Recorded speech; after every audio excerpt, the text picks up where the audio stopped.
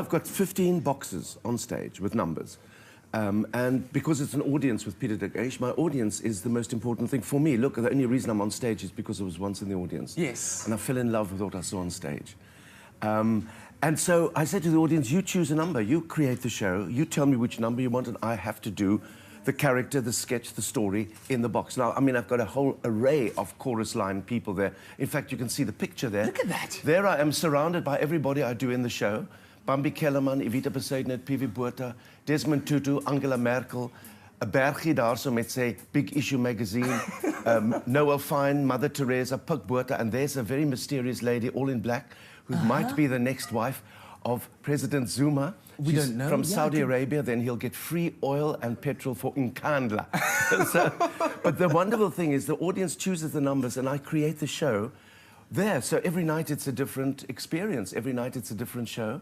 And then, of course, when the Protection of State Information Act happens, yes, they will have to send the thought police in every day to see which state secrets I let out of the box. You are letting out this, so this could get you into a lot of trouble. But looking at this, there are 11 characters here, if my maths serves There are me 11, and there are quite a few others as well, which I couldn't fit into the picture. Which you couldn't fit into the picture. So at some point, somebody says, box number 12, and then you must pick out whatever outfit is in there, put it on, and then how do you then carry on the show? How does the show link? Because I'm thinking, do you then do like a random act that you've practiced before for that specific character? How does the show work like that? Well, it's stories. I mean, really, truly, I want to tell stories to you. I don't want to tell you about political chaos or be negative about politics because it's not that important.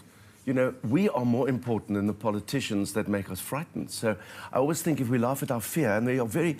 And now on this rocky road to Mangaung, oh, yes, everybody is extremely nervous, and that's why my show has got a sense of game show. It's like reality television. It's like You're Too Young to Remember, but pick a box, né? Of course I remember pick a box. The money or the box, the money or the box? Yes. Well, because in my boxes are lots of politicians, and if you do the show in Afrikaans, it's pickadoors. Oh, so it's actually quite important to keep the balance of humour, and the stories are great because each of the characters, and some of them you all know, Evita you've known for all your life, are linked to this road to Mangaung. It's a very big crossroads we're going towards. We've got a constant presence of President Zuma and his Zulustan, Nkandla Kosweti, this extraordinary thing that has now given me so much material.